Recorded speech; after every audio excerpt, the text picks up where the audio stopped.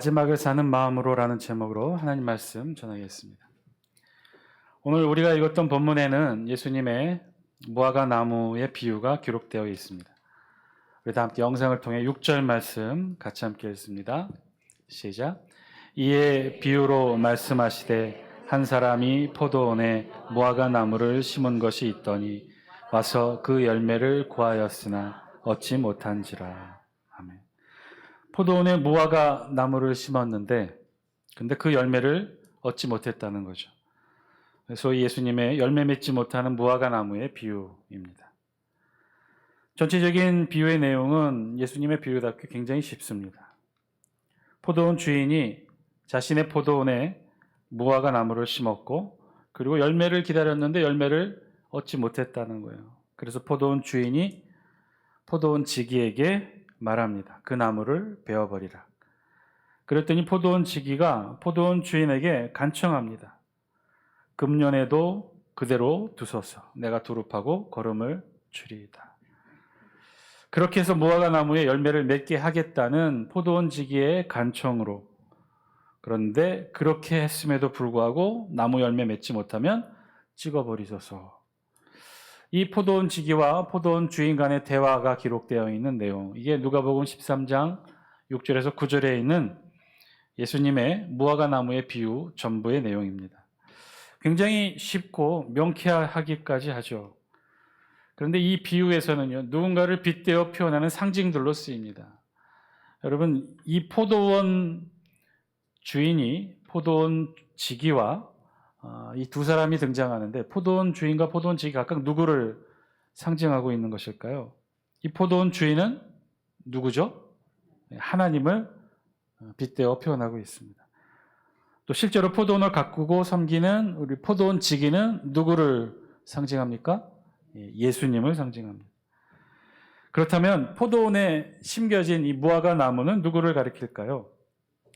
당연하게도 당시 이 누가복음을 읽고 있었던 독자, 이스라엘 백성들, 그리고 신약시대, 오늘 이 시대에 이 복음서를 읽고 있는 우리들을 가리키겠죠. 당시에는 그래서 이스라엘 백성들을 가리켰어요. 하나님 보시기에 이스라엘 백성이 그랬다는 거죠. 예수님의 비유의 내용을 아주 단순하게 설명하면 이렇다는 거예요. 하나님이 보시기에 이스라엘 백성들이 그랬다는 거예요. 이스라엘 백성들은 포도원에 심겨진 무화과 나무가 같았는데, 그런데 포도원 지기가 정성을 들여 심고 가꾸었는데 그런데 열매 맺지 못했다는 거죠. 열매가 없었다는 거예요. 그래서 그 나무를 베어버리려고 했는데 포도원 지기이신 예수님이 포도원 주인이신 하나님께 간청했다는 거죠. 자, 그런데 여기서 질문이 생깁니다. 포도원 주인이 나무를 심고 그런데 열매가 없어서 그러면 열매를 맺지 못한 나무는 베어버리는 것이 무엇이 이상할까마는 질문은 이거죠. 열매가 없다고 모든 나무를 다 베어버립니까? 그렇지는 않죠. 이 세상의 모든 나무를 이 열매 유무를 따져서 열매가 없으면 베어버리고 열매가 있으면 살려두고 그렇지는 않을 겁니다. 왜냐하면 열매가 없는 나무, 열매가 안 열리는 나무도 많이 있기 때문에 그렇죠. 또 열매가 열린다 하더라도 그 열매가 우리 인간에게 유익한 먹을 수 있는 열매냐 그렇지 않은 열매냐에 따라서도 많이 나뉘게 되기 때문에 그렇죠. 그래서 나무는 그 나무 자체로서의 가치가 있습니다. 열매 없는 나무도 살림을 푸르게 하고 공기를 맑게 하고 숲을 이루고 생태계를 이루는 다 각기 적합한 목적이 있는 거죠. 그 각자의 적합한 목적에 맞게 이 나무는 생육하고 성장하게 됩니다. 그래서 꼭 모든 나무를 그 열매의 유무로 가치를 판단할 수는 없는 것이죠. 자, 그렇다면 모든 나무가 아니라 요실수 중에서 열매 맺는 나무들 중에서만 따져본다면 열매를 맺는 나무들 중에서 열매를 맺지 못하면 우리 다 베어버리나요? 정답은 그렇기도 하고 또 그렇지 않기도 하죠. 가을이 되면 산에 밤나무가 제법 실하게 열매를 열게 됩니다. 그래서 산에 그런 밤나무를 많이 따게 되는데 산에 그런 밤나무가 있다고 칩시다. 그런데 산에 있는 많은 다른 밤나무들 중에 유독 한 나무가 사정이 생겨서 밤이 열리지 못했대요. 그러면 산에 밤을 따라간 사람들이 밤나무 열매 밤을 다 줍다가 유독 그 나무에만 열매 맺지 못하게 되자 그러면 어떻게 해요? 줍다 말고 가방에서 톱을 꺼내 그 밤나무를 베어버리나요? 그렇지는 않죠. 산의 주인이라 하더라도 마찬가지일 것입니다. 산의 밤나무가 조금 열리든 많이 열리든 그저 열리는 것으로 만족하지, 적게 열린다고 불평하고 아예 밤이 열리지 않는다고 산 주인이라고 톱 가져와서 산의 밤나무를 베어버리지는 않는다는 거예요. 그런데 그게 산에 있는 밤나무가 아니라 만약에 우리 사과밭에 있는 사과나무라면 이야기는 좀 달라지겠죠. 여러분의 사과밭에 사과나무가 있다고 칩시다. 그런데 그 사과나무에서 사과 열매를 따려고 보니 유독 이 나무에만 사과가 열리지 않은 거예요. 다른 나무에는 주렁주렁 사과가 열리는데 이 나무에만 사과가 열리지 않아요. 그러면 여러분 어떻게 하시겠어요? 당장 바구니 팽겨치고 톱 들고 달려들어 자르시겠어요? 아니면 어떻게 하죠? 1년 더 두고 볼까요? 1년 더 걸음을 바꾸고 또 더 정성스럽게 가꾸어서 1년을 더 지켜보나요? 그래서 2년째가 되었어요. 그래도 열매를 맺지 못해요. 그럼 어떻게 하시나요? 바로 베어버리나요? 아니면 1년 더 기다려보나요? 최소한 3년은 더 기다려보나요?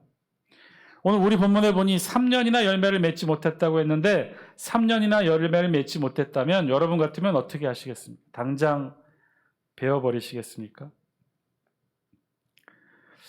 여러분 모두 사과에 관한 전문가이시니 그럴 리는 없겠죠. 근데 만에 하나 그런 나무가 있다면 3년까지 기다리는지는 모르겠으나 빨리 조치를 취할 겁니다. 약을 바꾸거나 비료를 쓰거나 거름을 바꾸거나 해서 조치를 취할 겁니다. 물론 그래도 안 되면 베어내고 다른 사과나무를 심겠죠. 그러면 산에 있는 밤나무와 사과밭에 있는 사과나무가 어떻게 다를까요? 산에 있는 야생 밤나무와 사과밭에 있는 사과나무 분명히 다르겠죠. 어떻게 달라요? 아무도 돌보지 않았는데 자라나는 산에 있는 야생 밤나무와 1년 내내 열심히 가꾸고 돌본 사과나무 절대로 같을 수가 없을 것입니다. 오늘 본문의 무화과 나무도 그랬다는 거예요. 우리 다 함께 7절에 있는 말씀 영상을 통해 함께 읽습니다. 7절입니다.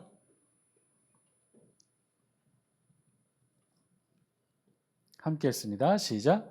포도원 지게에게 이르되 내가 3년을 와서 이 무화과 나무에서 열매를 구하지 못하니 찍어버리라. 어찌 땅만 버리게 하겠느냐.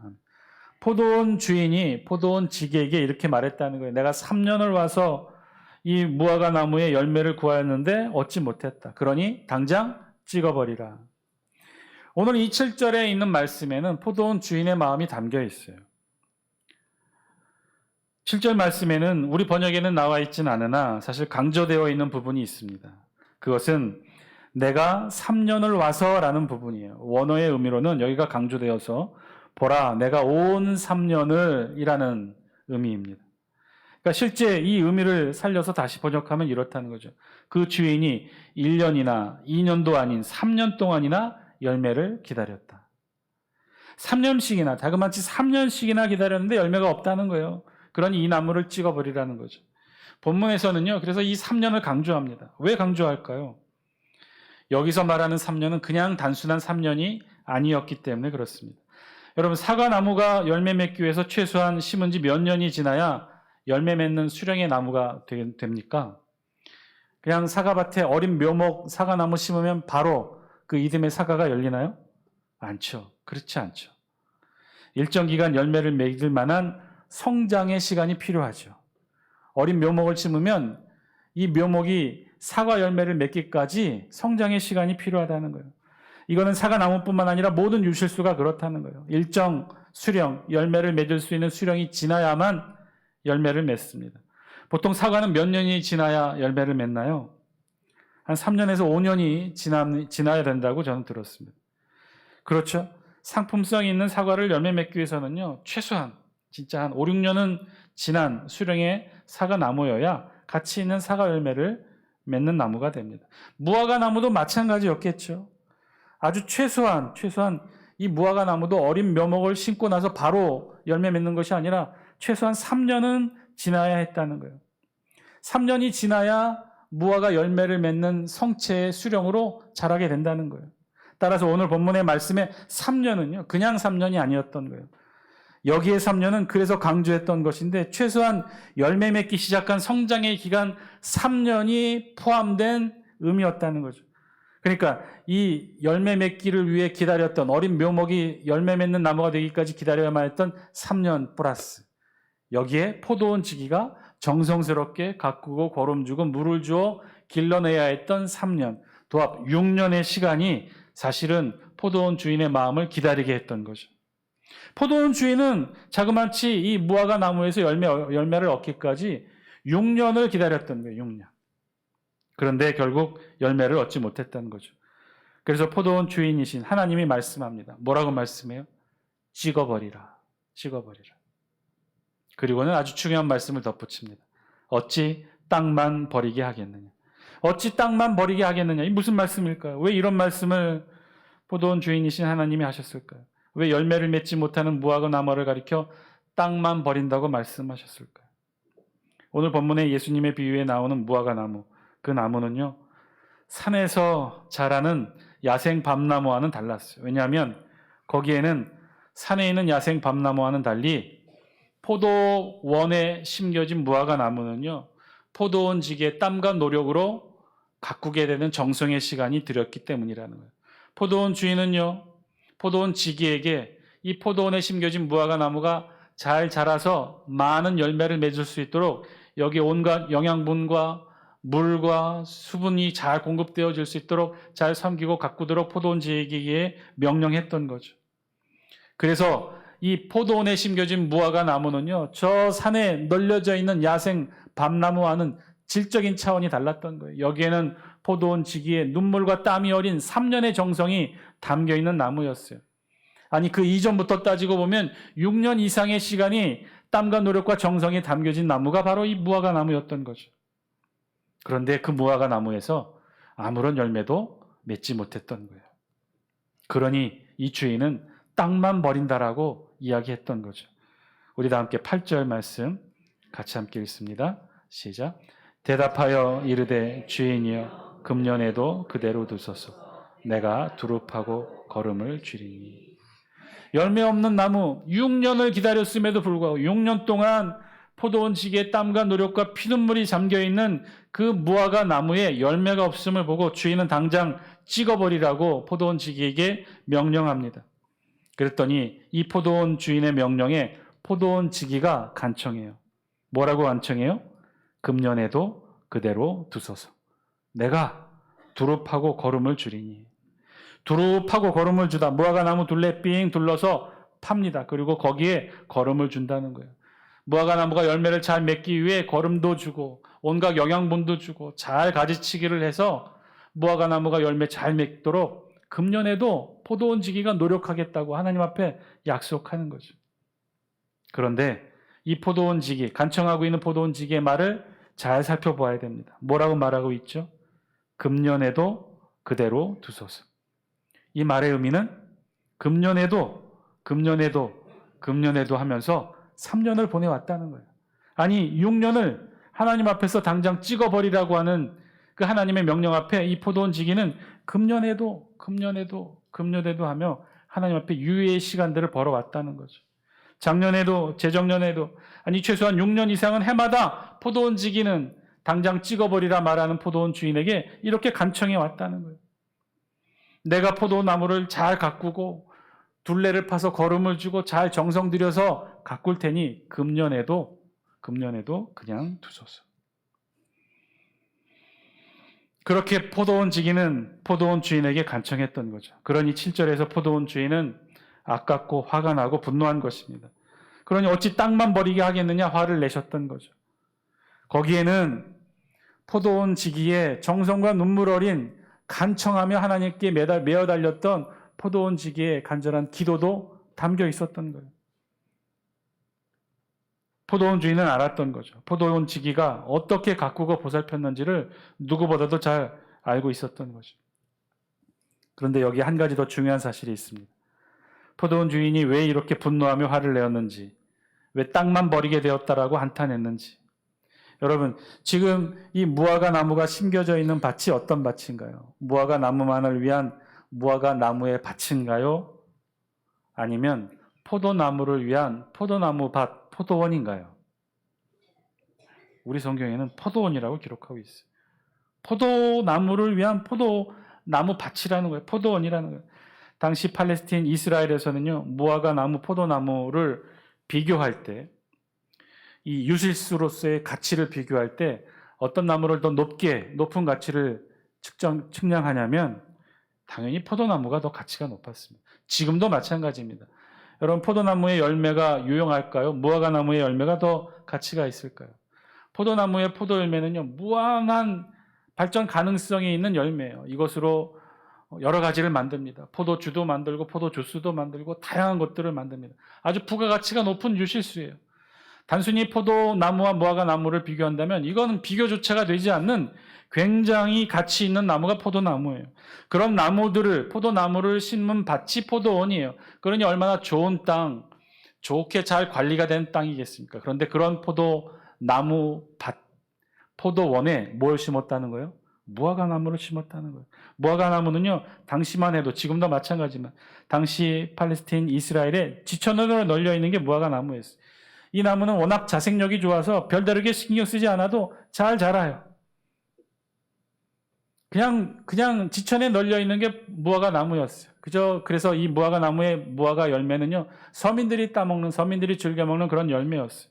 별로 신경 쓰지 않아도 잘 자라는 그런 나무였어요. 그런데 정말로 이상하게 오늘 본문에선 포도원 주인은 포도원 지기를 시켜서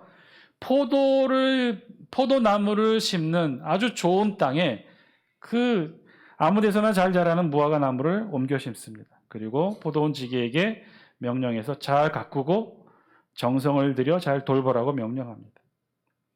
들이나 산의 언덕에 자연적으로 널려 자생하는 그런 무화과 나무를, 유실수로도 가치가 별로 없는 그런 무화과 나무를 지금 값비싼 포도나무 밭에 무화과 나무를 심은 거예요. 그리고 정성을 다해 가꾸게 한 거예요. 왜 그랬을까? 그러니 하나님이 7절 말씀처럼 이렇게 한탄하며 말씀했던 거죠. 내가 3년을 와서 이 무화과 나무에서 열매를 구하되 얻지 못하니 찍어버리라. 어찌 땅만 버리게 하겠느냐. 이제는 이 7절 말씀 속에 담겨있는 포도원 주인 하나님의 마음을 조금은 이해할 수 있게 됩니다. 왜 그렇게 화를 내셨는지. 이유는 지금도 몰라요. 왜 그랬는지 몰라요. 왜 포도나무 밭에, 그 좋은 땅에 왜 무화과 나무를 심었는지 이유는 알 수 없으나 하나님이 그렇게 했다는 거예요. 값비싼 포도원에 무화과 나무를 심고 거름을 주고 물을 주고 포도원 지기가 정성을 다해 가꾸고 재배하도록 그 포도원에 무화과 나무를 그렇게 심었다는 거예요. 그런데 3년이 지나도록, 아니 6년이 지나도록 이 무화과 나무가 열매 맺지 못했다는 거예요. 사랑하는 장숙기 성도 여러분, 오늘 말씀을 통해 비유로 말씀하고 있는 그 말씀을 통해 여러분들은 무엇을 보고 무엇을 듣고 계십니까? 비유에 나오는 무화과 나무, 3년이나 되었는데도, 아니 6년 이상이나 지났는데도 아직도 열매 맺지 못하고 있는 포도원 밭의 무화과 나무. 여러분들은 무화과 나무를 보면서 무엇을 떠올리고 있습니까? 여러분 혹시 우리 자신의 모습을 보고 있지는 않습니까? 금년에도 그대로 두소서. 포도원 주인에게 간청하고 있는 포도원 지기의 모습에서 여러분들은 누가 떠오르십니까? 지금도 하나님 보좌 우편에서 우리 이름 하나하나를 불러가며 우리를 위해 중보 기도하시는 예수님의 기도의 내용이 들리지 않습니까? 금년에도 그대로 두소서. 금년에도 그대로 두소서. 올해 마지막을 보내고 있는 우리에게 예수님은 아마도 오늘도 하나님 옆에서 우리를 위해 이렇게 중보 기도하실런지 모르겠습니다. 금년에도 그대로 두소서. 우리에게도 포도원 지기로부터 유예받은 금년에도, 여기에는요 우리 말로는 금년에도라고 적혀 있지만 여기에 과연 몇 년이 묵혀져 있을까요? 본문의 무화과 나무는 3년, 아니 6년이 묵혀져 있는 게 금년에도에 담겨있는 기간이었어요. 그럼 도대체 우리가 유예받은 금년에도에는 도대체 몇 년이 묵혀있는 것일까요? 우리는 도대체 얼마나 많은 신앙의 세월을 살아오며 열매 맺지 못하는 신앙의 삶을 살아온 것일까요? 그때마다 우리의 모습을 보며 우리 예수님은 하나님께 그렇게 중보기도 했겠죠. 금년에도 그대로 두소서. 금년에도 그대로 두소서. 오늘 말씀을 통해 한 해의 마지막에 서서 마지막 주일 지금 우리 두 손에는 어떤 열매가 들려 있는지 우리 스스로의 모습을 돌아볼 수 있는 저와 여러분 되시기를 바랍니다. 하나님과 교회와 세상 앞에 보여줄 크고 튼실한 열매, 신앙의 열매가 우리 두 손 안에는 들려 있습니까? 없다면 올해도 우리 예수님은 우리를 위해 이렇게 중보기도 하시겠죠. 금년에도 그대로 두소서. 금년에도 그대로 두소서. 그런데 여러분, 이 금년에도에는요, 마냥 있는 기간이 아니랍니다. 우리 다 함께 9절 말씀 영상을 통해 함께 읽습니다. 시작. 이후에 만일 열매가 열면 좋거니 그렇지 않으면 찍어버리소서 하였다 하시니. 그렇지 않으면 찍어버리소서. 여러분, 이 9절 말씀이 우리를 놀라게 하고 무섭게 하는 것은 이 말씀의 내용이 무서워서가 아니에요. 그렇지 않으면 찍어버리소서. 이 말씀의 내용도 사실은 무섭고 두렵거니와 더 놀라운 것은 여러분, 이 9절 말씀 누가 했을까요? 포도원 주인이신 하나님이 하신 것일까요? 포도원 지기이신 예수님이 하신 것일까요? 예수님이 하셨다는 거예요. 예수님이 이렇게 9절 말씀도 하셨다는 거예요. 하나님의 말씀이 아니에요. 예수님의 말씀이에요.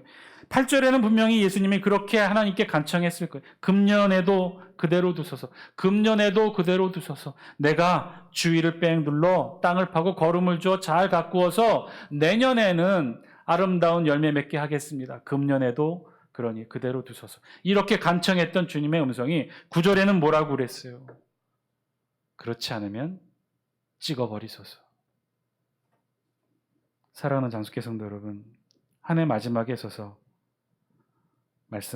우리에게 말씀하시는 주님의 음성, 저와 여러분들이 들을 수 있게 되기를 바랍니다. 그래서 내년에는 꼭 우리의 두 손에, 아무것도 세워져 있지 않은 우리 두 손에 하나님이 기뻐하시는 열매가 들려있게 되기를, 그래서 주님이 우리를 위해 중보기도 하는 이 기도를 더 이상 듣지 않는 우리가 되기를 주님의 이름으로 간절히 축원드립니다. 기도드리겠습니다.